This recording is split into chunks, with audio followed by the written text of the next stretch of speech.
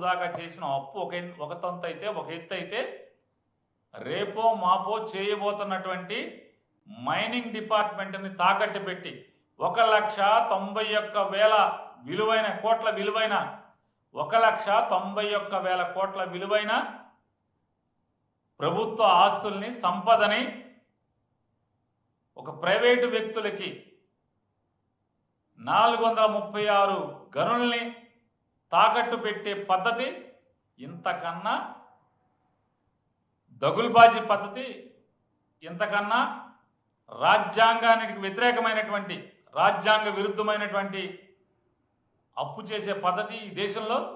మొట్టమొదటిసారిగా వీళ్ళు కనుగొన్న స్థితి చూస్తే,